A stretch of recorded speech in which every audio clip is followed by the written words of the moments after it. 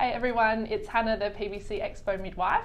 I'm joined today by Kasey Willson. Kasey is a naturopath and a nutritionist, and she works predominantly with women during pregnancy and the postpartum period and is a wealth of knowledge in this whole area. So thank you for joining me today. Thank you, Hannah. It's really exciting to be here and sharing this knowledge. Perfect. So we're going to go through some common questions that are asked around nutrition during pregnancy, and Kasey's going to share her knowledge and her information with you. So the first topic is, what foods and drinks are best in pregnancy? Sure, we'll start with water. So water is really important, around 3 litres a day, and small sips is good more often and then you absorb it better.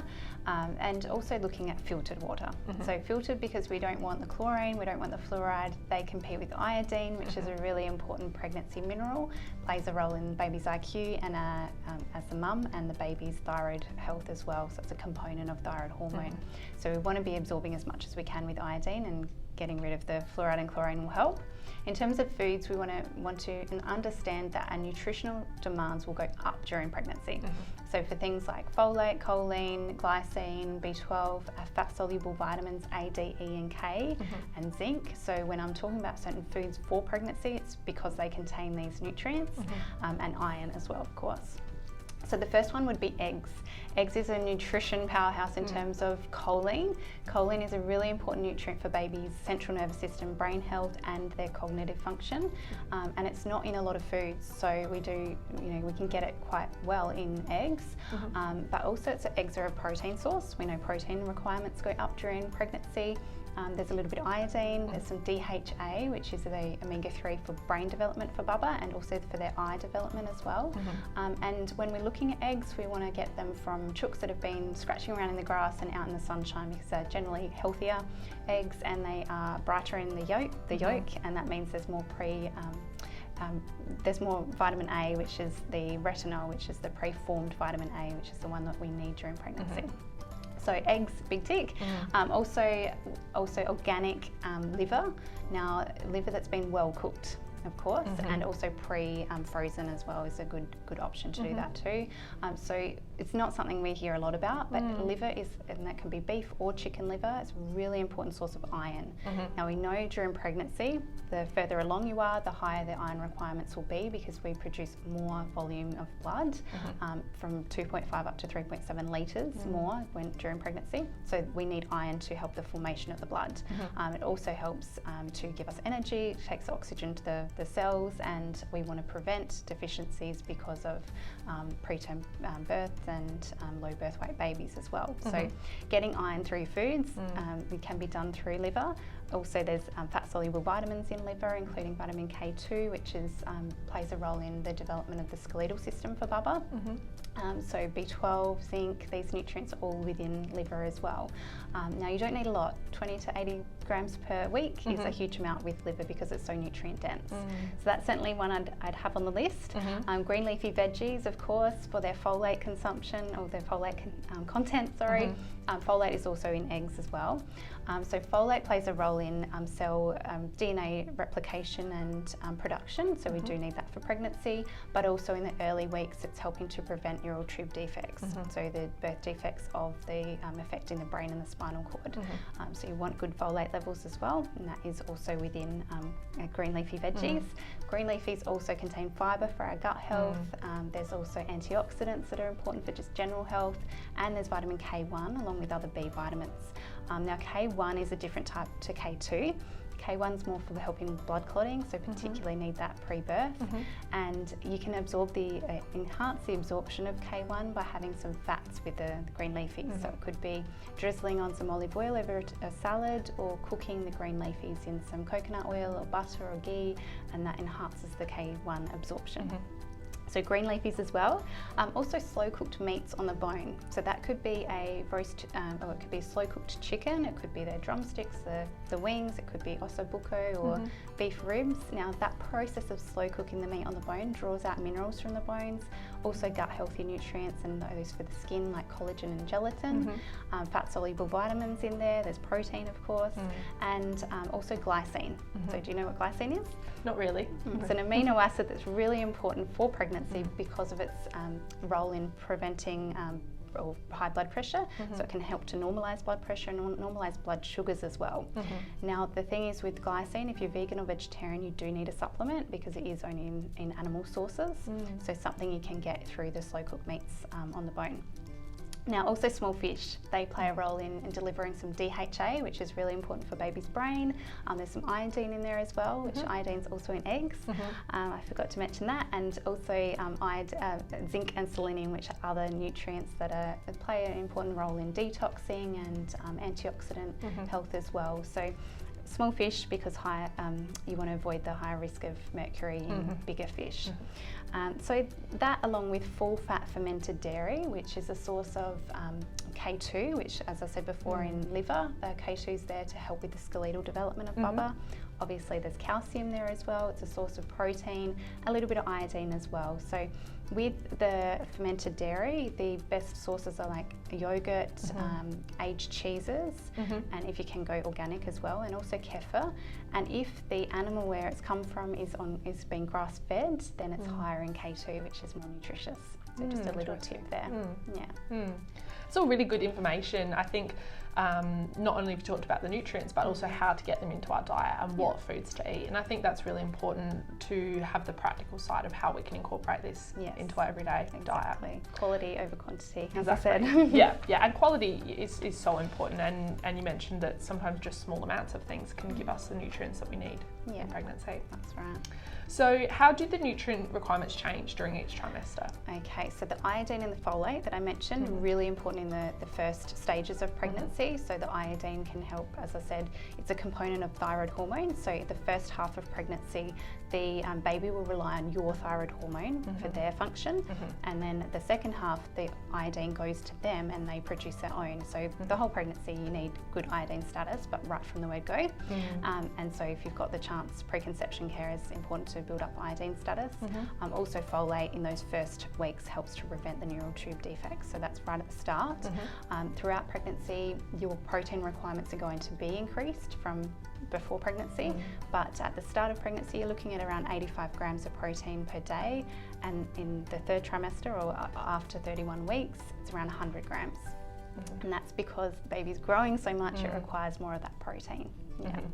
Also in that third trimester, iron, obviously the requirements go up because of the blood volume that's needed to be produced, and iron plays a big role in that. So reaching for those iron-rich foods in the third trimester are important. So things like the organic liver that I mentioned, red meat, green leafies, and beetroot is another really good one for building up your blood. So adding a little bit into a juice would be a good option, or roasting some beetroot. Essential fats are the other one. So the third trimester is when your baby's brain is really growing, and so the DHA component of essential fats really helps that process. So reaching for those small fish, the grass-fed meats, the chia seeds, the flax seeds, that can all help provide the essential fats. But it is important to know that with plant sources of omega-3s, they're in a form called ALA, and to get to DHA, it's a quite limited process. So it is important to supplement on top of just having, say, chia seeds and flax seeds and walnuts, green leafy veggies. So an algal oil supplement is really important for the DHA if you're vegan and vegetarian. Okay. Yeah. So we've focused on foods that are good to eat during pregnancy and important nutrients. Are there particular foods that you would recommend avoiding during pregnancy? Yeah, so although we need to really concentrate on getting those nutrients in first, there are some foods that can increase the risk of infections like salmonella and listeria, mouthful. So you may decide to not have these foods throughout pregnancy. So they would include soft cheeses, so things like brie, camembert, ricotta, blue cheese, unless they're really well cooked. Raw meats, raw seafood, so your raw sushi or raw meats in sushi. Also deli meats, so those are ones to stay away from, the deli section in the supermarket. Also pre-cut fruits and salads, so the buffets are not so pregnancy friendly. Seed sprouts can also increase the risk of those infections. Cold smoked salmon because it's not cooked, and just being aware of how long you've had your food out for. So after you've prepared it, popping it in the fridge straight away, but eating it within 24 hours is important. If you know you're not going to be, put it in the freezer and freeze it for later.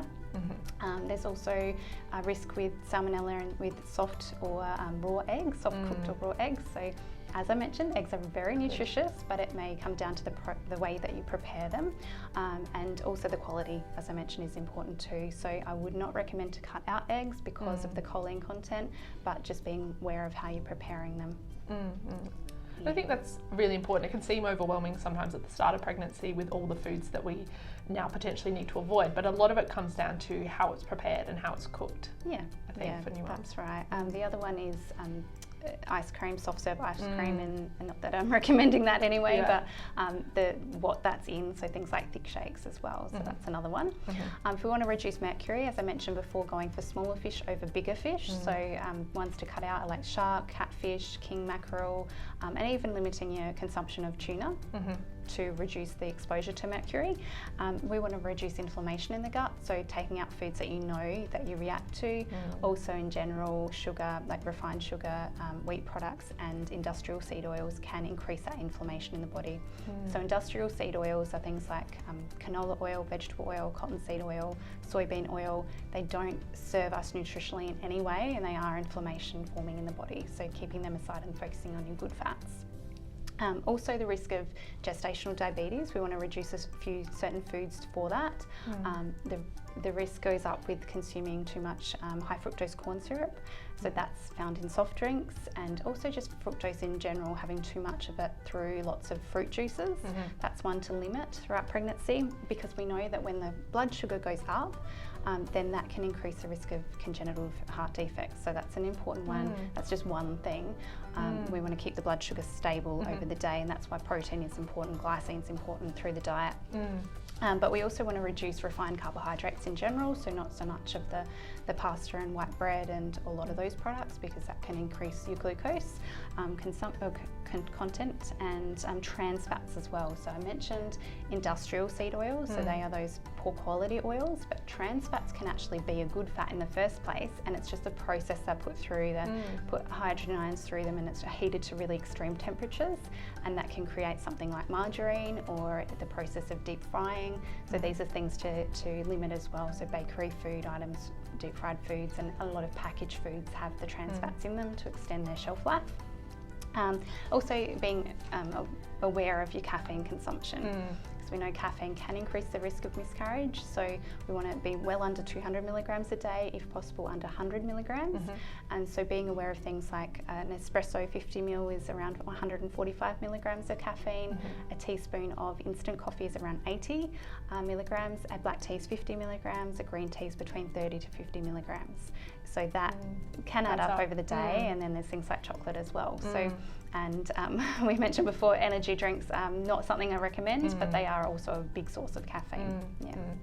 And I think it's really important, choosing foods as well. We want to be maximising the nutrients, and sometimes those processed foods and those packaged foods, they might be high in sugars and those simple carbs and things like that, but they're potentially not the most nutrient dense option as well. And they can steal from the body as well, so compete with the good stuff. So it's just steps backwards really, isn't it? And we want to be maximising that nutrients. And just a couple of other notes there. Foods to avoid. Soy is one to avoid during pregnancy because it's a goitrogen. That means it can compete with iodine uptake in the body. It's often genetically modified, which means it's sprayed more with herbicides and pesticides, therefore that's coming through the food. And we know glyphosate, which is the main ingredient in Roundup, can impact the development, the masculinization development of baby boys. So going organic in general is also a good option. For women who maybe don't have dairy in pregnancy, what would you recommend? A nut milk, or what would you suggest? Well, just being aware in general of your calcium consumption over the day. Sardines with their bones is a really good source of calcium. And that's the thing, calcium is important. We can get that in other ways other than dairy, can't we? Yep, absolutely. And other fermented foods as well. So I spoke about the full fat fermented dairy for the gut health, for probiotics, but other fermented foods are important too, like sauerkraut and coconut water kefir and coconut yogurt for gut health. Do you recommend, as a nutritionist and a naturopath, particular supplements during pregnancy? Yeah, absolutely. So along with the fermented foods, probiotics are one that I definitely recommend. So in general, probiotics are those good bacteria that's through a capsule or a powder form that inoculates the gut, and that can help just to really enhance your gut health, so you're absorbing more and helping your immune system, because that's found in the gut, so fighting against infections. But also for baby, it can modulate their immune system, so they're less likely or lower risk to develop allergenic type conditions like eczema and asthma in baby health and childhood. So that's something pretty powerful. Certain strains can also reduce the risk of gestational diabetes, which is also very powerful. And they've also shown to help with behavioural issues in babies, in children years down the track, so up to like 13 years. So it is really important to get those good bacteria through probiotics too. I'd also recommend just looking at the prenatal and making sure there's adequate nutrients like the folate. Now it is important to look at the form of the folate, because a lot of up to 60% of the population have this gene variant called the MTHFR gene variant. In that case, it's good just to go with the activated form of folate, so it's easier to absorb. So that would be calcium folinate or 5-methyl tetrahydrofolate on the label. Big word, but in other words, folic acid is the synthetic form that some people won't absorb properly. So then there's iodine. So I've spoken about the importance of iodine for baby's IQ. We know deficiency does affect IQ in bubba, and in extreme cases can lead to mental retardation. So really important to get iodine in, and then that's also going to help support your thyroid hormone and baby's thyroid hormone for their thyroid health.